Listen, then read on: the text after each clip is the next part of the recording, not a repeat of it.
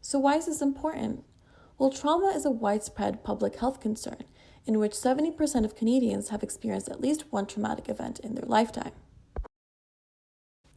It is also costly, not only from an economic standpoint, like loss of employment and productivity, but also the cost on human life, where trauma manifestations become daily struggles for users.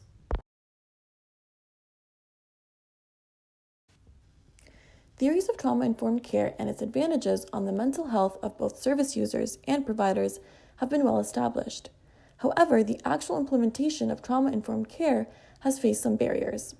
The barriers listed here have informed our search and represent the basis of our generated literature themes. So our next theme discusses the considerations for trauma-informed care for service workers. So the main key ideas are that trauma-informed care frameworks should encompass both service users and staff members, primary and secondary trauma exposure, which can result for risks of burnout and vicarious traumatization. Greater efforts should be made towards recognizing the correlation between trauma-informed care provision and the well-being of caregivers, and reorienting trauma-informed care frameworks to ensure that staff are considering their personal mental health. So a lot of our literature focus on addressing traumatic stress among mental health and service workers, such as those who work in child welfare. The studies drew upon the ideas of primary and secondary exposure. Primary exposure is the first-hand experiences to traumatic experiences, such as physical and verbal violence or aggression from clients, whereas secondary exposure is the occurrence of trauma symptoms in clinicians due to constant exposure to their clients' stories and experiences. So in an article published by Dever et al. In 2020, they demonstrated that primary exposure to disproportionate verbal and physical violence towards service workers resulted in reduced job satisfaction and also manifested in symptoms related to those of trauma exposure. On the contrary, an article published by Wolf et al. In 2013 explored the harms of indirect exposure to trauma and how it can be mentally taxing on the caregivers, as it has resulted in physical, emotional, and cognitive changes. It can also impede on their abilities to function at work. Moreover, an article published by Paradiso and Quinlan in 2021 discusses trauma-informed care through the power-threat meaning framework. They discuss how power dynamics and relationships between caregivers and their patients can pose a threat to caregivers, as their role oftentimes results in the negligence of their own core needs. So in the literature, it was found that trauma-informed care principles are commonly not extended to the service workers themselves. This increases risks of burnout, vicarious traumatization, and poor job retention among distressed professionals.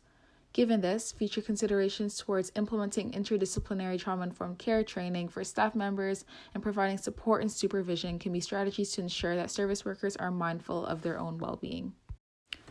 So overall, these studies compellingly integrate the concepts of trauma-informed care across different caregiving roles. Further, they recognize the need to carry out policies and frameworks that provide preventative measures for both professionals and service users on a systematic level. Another food for thought is that barriers in trauma-informed care practices for service workers ties into the idea that there are greater challenges for those with higher intelligence. So therefore, many of these professionals are already subject to extreme emotional distress, and the use of their intellect can be used as a form of self-defense as opposed to using healthy coping mechanisms. So given this, trauma-informed care principles can be used as both a form of coping as well as prevention for professionals working in these high-stress environments. Another key theme that emerged from our literature review was that principles of trauma-informed care can be used to address health inequities.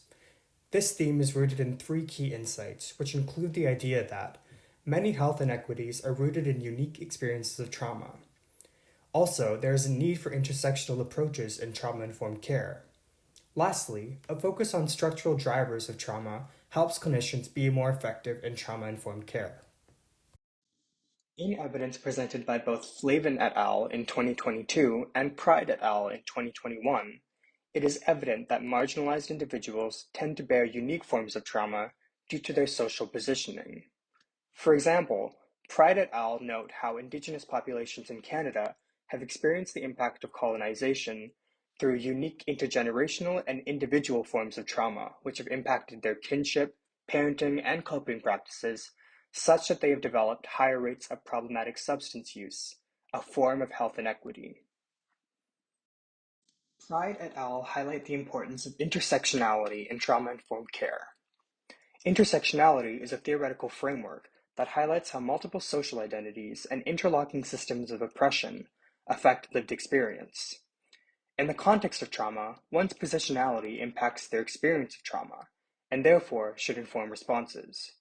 For example, focusing in on intersections between problematic substance use and Indigenous identity facilitates contextually specific approaches, enabling a reconceptualization of trauma's manifestations as a symptom of colonization, and helping Indigenous people with problematic substance use to connect with traditional modes of healing.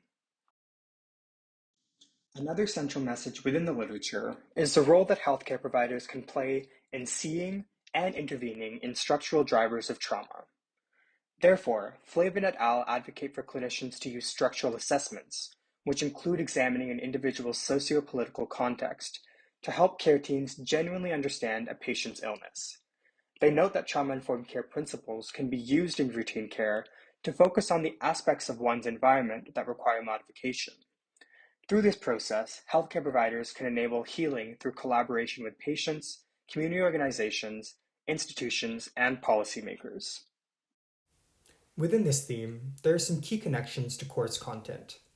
Firstly, acknowledging the role of social conditions in creating vulnerability to trauma, and therefore health inequity, is critical to appreciating subjectivity in mental health.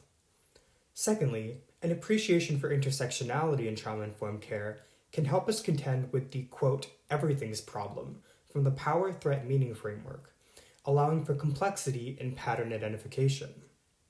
Lastly, the fact that articles advocate for clinical care to shift its focus to upstream factors represents an important extension of trauma-informed care principles, which is aimed at creating meaningful change for patients and within social systems at large.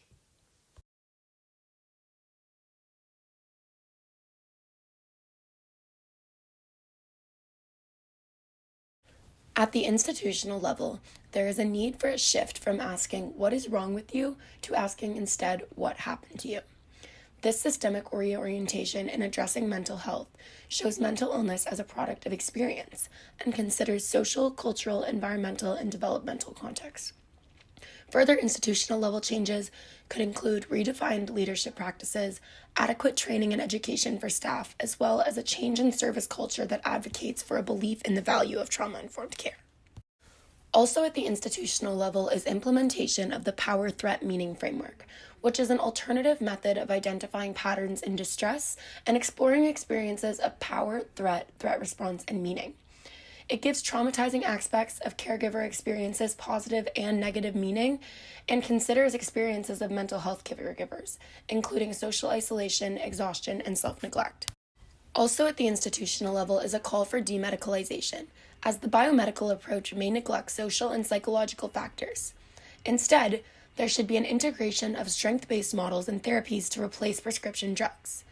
A shift away from an over-reliance on psychotropic medication is also critical, as it would move from reductionism of the biomedical paradigm to a more holistic care. There is also a key need for the integration of healthcare systems. Currently, there is a poor integration of the mental health care services into primary healthcare services. Primary care providers have less training and few trauma-related resources, as well as may be reluctant to inquire given reporting requirements for instances of abuse. Therefore, in the future, it's necessary that there are more on-site mental health services, more linkages to specialty services, better tools for detection, and development of longer-term patient-provider relationships via less staff turnover. A reorientation in mental health care services must also consider the potential of the system to re-traumatize victims if invisible and intersectional traumas are not acknowledged. There is a need for transparency, trustworthiness, and sensitivity, as well as empowerment, choice, and control for victims. You must also consider vicarious trauma, being the effects of working with traumatized people on practitioners, and such effects may include burnout, fatigue, and countertransference. Overall, any reorienting shift in mental health care would require organizational changes that address systems-level barriers. Also, a redefined dialogue in mental health discourse that moves away from a biomedical paradigm to a biopsychosocial one is critical. And lastly, alternative mental health frameworks such as the power-threat-meaning framework may prove foundational in developing effective trauma-informed caregiving. Organizational level changes are needed in order to move trauma-informed care from theory into application. This can be accomplished through robust integration of trauma-informed care as a human resource for service workers, including healthcare workers, social workers, and caregivers.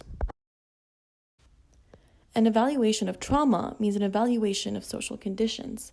As such, adopting an intersectional and upstream approach to mental health care have been cited as key partners of success with regards to trauma-informed care. Finally, this can be done through continuing the transition into a biopsychosocial focused model for mental health care.